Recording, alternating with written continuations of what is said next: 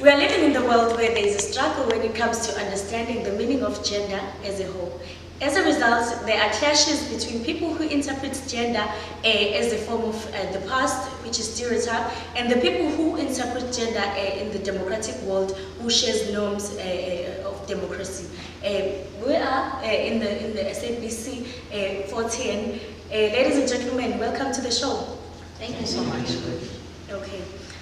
We're having a discussion about gender, the perspectives on gender. So we're going to discuss gender based on the three perspectives, which are the sociologist's view on gender. We're going to have the conflict theorist's view on gender and the functionalist view on gender. Ladies and gentlemen, we have our guests here who are going to help us describe this collage by Anne Willard. We are having Mpumelelo, who represents the sociologist's view on gender. She studied an article on it.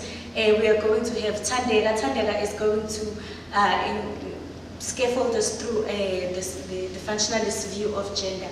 At the end of the show, we're going to have Zanele, who's going to join us with the conflict theories on gender. And then we're going to have the critics, as people are being skeptical about this whole gender interpretation things. We're going to start by Mpumelelo. Mpumelelo, can you please take us through the gender based on the sociologist's view? Okay, thank you, Cindy. I'm going to talk based on classic gender, according to sociologists. Firstly, I'll start by explaining the differences between sex and gender. Reason being, people are confusing sex with gender. So, sex is based, or it refers to biological features associated with being a male or a female. And according to sociologists, gender is an achieved status that must be learned. Someone may be confused what I mean by that. Yes. So it means that for you to be regarded as a woman or a man, there are certain behavior or attitude that you must associate yourself with. Furthermore, according to sociologists, gender is based on differences between a man and a woman, and cultural meanings attached that influences personal identities. This means that there are certain signals or signs that a woman has to associate with, and also a man. For example, that if you are a woman, like in our church, yes, you have yes. to wear a dress or a skirt and have hairstyles. And if you are a man, you wear a trouser and you cut your hair. So those are the signals that it shows that you are a man or you are a woman. So I can say that in concluding a definition of gender, it's more social constructed. Okay, so you have to belong into a certain society so that you can go through the values that they have in the process. So that when you are a man, especially in rural areas, when you are a male or female are more accepted when they are wearing skirts and dresses, and male are more accepted when maybe their hair are cut, no braids, nothing. That's what you're saying. Yes. Okay, you've heard it for yourself, ladies and gentlemen. We have our next guest, Thandeka. Thandeka is going to talk about the functionalist view on gender. So Thandeka, can you please take us through what does the functionalist say about gender? Thank you so much, Cindy. Yes. So I'll be talking about what the functionalists say about gender. The most important thing they say about gender is that gender is a means or a way of differentiating between certain roles by certain genders. Meaning that men have their own roles in society and also women have their own roles in society. As you know, before we go to society, we start within the households. Yes. In the households, women have their own roles with which they have to perform, as well as men also. For example, we all know that in our homes per se, in our homes where we come from, It's our mothers who take care of the homes, who wash the dishes, who wash our clothes, who cook for us, who cook for their husbands. And then it's the job of their husbands to go look for work in order to provide for what? For the family. So as I was brought into that kind of household, I was taught that I need to wash the dishes, I need to be able to wash the dishes at a certain age, I need to be able to cook at a certain age, and my brothers were the ones who are going to look after the kettle, which means they are the ones who are supposed to go outside and do what's outside, you know. They're being trained to what? To look after the family in the longer stage. So it is said that functionalist perspectives, it's a way that people are being trained in order for the roles that they're going to perform. Yes, they're being groomed in order for the roles that they're going to perform in their older stage, meaning that it is generally means that, as you can see the picture there, men are dominantly superior than the women. Women are inferior, and they are taught roles that are much inferior than the ones of the males. So it basically means that when you're brought up in a certain stage, we're supposed to have it in our mentality that this is my job, this is what I'm brought into the world to do, and this is the man's job, this is what he's brought into the world to do. It basically means that in order for these people to live in harmony, they need to perform these different roles. Thank you. Ladies and gentlemen, we are having Zanele. Zanele is going to take us through the conflict theory's views on gender. Zanele, what is your take on this view on gender? Thank you. The conflict theory argues that a society is the competition between groups of people competing for scarce resources. It looks at two groups of people, bourgeoisie, the haves, and proletariats, the have-nots. It states that there are some careers that where women earn less than men. Even though women in nowadays are better than men in educational achievements, but the problem starts when they try to balance work and family. They find themselves carrying heavy burdens, mostly of caregiving responsibilities. Women try to eliminate gender barriers by choosing careers in the fields that were traditionally male-dominated, but they get recognized less than men. Yes, yes. Okay. Thank you, ladies and gentlemen. That was quite a perspective. So just to make myself and the viewers at home to understand, this collage represents how male are dominant, and how they are the ones who lift up these two genders. They are the ones who decide who should stay where and who should stay where. So this is a male. This picture represents a male. As you can see, there's a belt here, which represents the costume says itself. So you guys, this collage, as you can see that the male is lifted up, which means they are superior, and the female is lower than a male, which means they are inferiors. So that's how I understand the whole functionalist view. I don't know about everyone. So ladies and gentlemen, we've had our perspectives on gender, the views on gender in different ways. So as much as there are perspectives, there are people who feel that this thing is skeptical, and they feel that they have their own ways of understanding it, and they can either criticize, or they can either recommend, or anything. So here we have Tobani. Tobani is going to help us understand a little bit more of what does he feel about this whole perspective of sociology. Tobani, can you please help us through that? Thank you, Slindile Makotra. I'd like to greet everyone here and also send my greetings to you. Yes. Umelelo, I do hear your description of gender, and I do get that you say gender is socially constructed. That for you to be considered a male or female, you have to be associated with certain activities.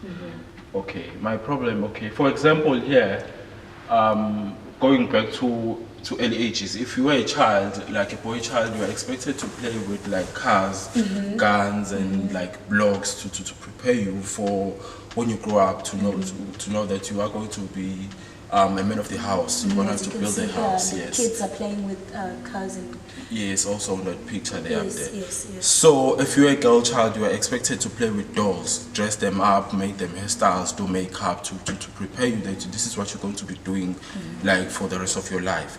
So what happens when we get people like, because we do get people whose gender and sex are not in line, which means they are not the same. Yeah, in line with their bodies. Yes. Yeah. Like if they prefer to play like a boy child who prefers to play with like dolls, what happens then if we get people like that? Because we can't escape the fact that we do have people like that in our societies. Yes. And then we also get like girls who prefer playing with cars, do masculine stuff, like strong stuff.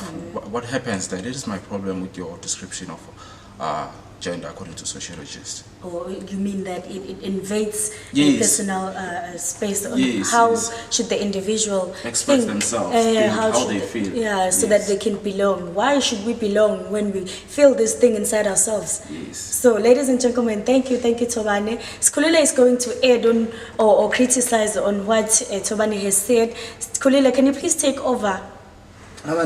Thank you for the opportunity to actually share a perspective on the idea. I think what sociologists do very well is they make a clear distinction between gender and sex. Sex, they say, is when you are born biologically, it's those features. So if I'm born with certain features that show that, okay, this one is male and this one is female. Yes. So when it comes to gender, and they say that gender is actually socially constructed. So if, in your example, you said a girl child who enjoyed playing with guns, and that's where they construct their gender. So one must look at their social context as well. Because if one says, just because I'm born this way, my sex says that I'm male, I'm supposed to act this way. Now, if you look at the way society is going now, and with all the new developments in the world and how people are changing perspective, now it's okay for a man to actually even change, transgender for example, to change and become female. So when we say it's socially constructed, it's more based on feelings. So one looks at their sexuality more than gender. So it's never about gender, it's just how, listen, I've been here, I feel like I'm more attracted to man than I am woman, but I'm also male. So because of the society which I grew up in. So I don't know if that gives you a clear indication of how sociologists actually describe the whole perspective. Yes. Thank you for your time. Okay, thank you, ladies and gentlemen. Thank you. Moving on to our discussion, we're going to have Smangele. Smangele and Mandla are going to tell us a little bit more on how do they feel about this functionalism perspective on gender. Smangele, can you please take us through the functionalist perspective? Thank you, Ms. Makuta.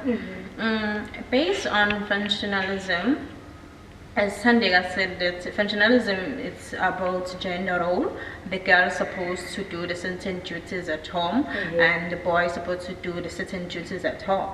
But my concern, I'm a little bit confused because for the fact that in terms of the workplace, you find that men are mostly allocated to work in the office and do the computer work, and you find that women are placed in the kitchen to clean the house and all the stuff. Yes, then that sounds unfair, because as much as the women have that qualifications to do the computer work, she is supposed to be given that chance to do that work, as much as she qualified with that job. And in terms of the community, there is this ideology that when you find that maybe one member of the community is dead, and in the funeral you find that only men who are supposed to carry the coffin and dig the grave. But my concern is that women can do that activity as well. As much women can do it slower than the... But it's going to be done anyway. Exactly, it's going to be done. Then when you look at the family concern. There is this ideology that the girl is supposed to cook, is supposed to clean the house, supposed to look after the children when the mom is at work.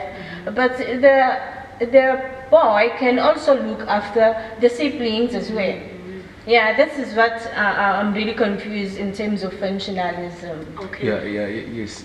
In addition to what Smile has just said about the critics on functionalism theory, I really do not understand that why are men supposed to provide at home and women supposed to look after children, cooking, clean the All house. the house chores. Yes, because this is multitasking, eh? Yeah. While the males are sitting on the couch watching TV. Yes, as you can see here. Yes, and this creates some sort of segregation in terms of abilities, eh?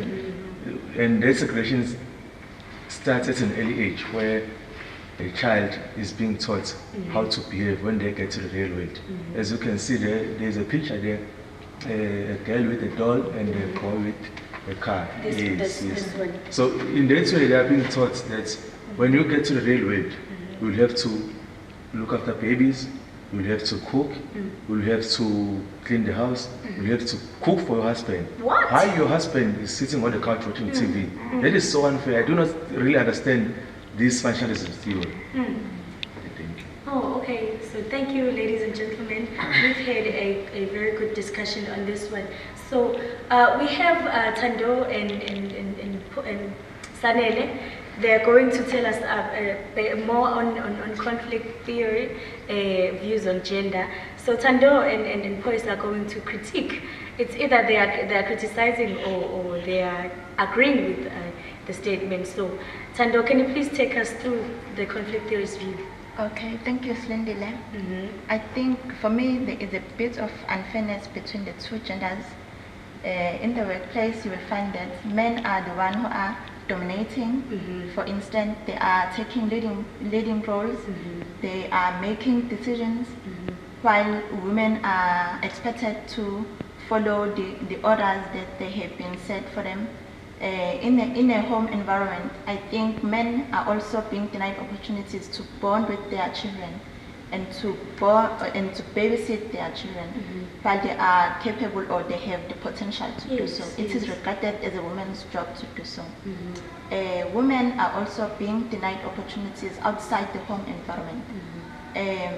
For instance, in politics, it's rare to find them. In economics, it's also rare to find them. Yeah, thank you. Oh, okay. Sanele will add. Sanele, can you please take us through your views? Firstly, I partially agree with the conflict theory. However, I also have a belief that conflict theory goes with the relevance. It's only conditions of a time that dictate its relevance. Historically, it was relevant. It was a complete thing to say males are superior than females. However,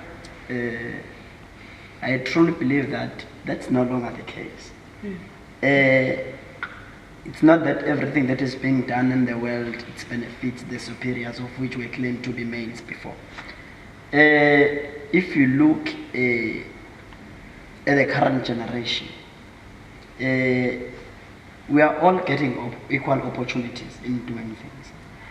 Just that we need to understand that in resolving all errors of the past, we cannot just wash them away at the same time. It needs to be a process in doing that. We have seen the world adopting different policies in ensuring that there is a gender empowerment, there is a women empowerment. We have seen the gender equity policies. We have seen it being effective by deploying females in every superior position. We find females as principals in our schools, of which it's something that was not happening prior. We find, from my local municipality where I come from, the mayor is a female. Currently the Minister of Education, Higher Education, and even Basic Education are females. We have seen the President of Brazil being a female, which means that in our society that we are existing on, there is nobody that is minor than the other. We are all having equal chances. In the generation that we are living on, we mostly believe in something that is written in black and white. We have seen countries, democratic states, adopting policies to say we are all equals. Even South African constitution claims that we are all equals. If that is the case, that means we are all supposed to get equal chances in participating in our society. Hence why I say, in the past, conflict theory was relevant. However, currently, I totally disagree with it. Okay. Thank you very much, everyone. Stanley here, what I'm trying to understand is that he is saying we are in a process of healing this inequality mentality of the two genders. So what I'm saying is that there is no difference between the two genders. It's just that it's in our minds and in our history that we are saying we are not equal, but in our modern world we are in the process of healing in this mentality. Okay, ladies and gentlemen, what I'm trying to say is that we have differences within differences. There are women who are stronger, and there are male who are strong, and there are women in those women who are weaker, who falls under a certain way of doing their jobs or in their everything that they can do. They have different capabilities. And male as well, they have softer and the rougher, you know. So it's not safe to say that there is an inequality. We are viewed as people who are not equal. Male are weaker than male are stronger than female. So Skulela is going to add on what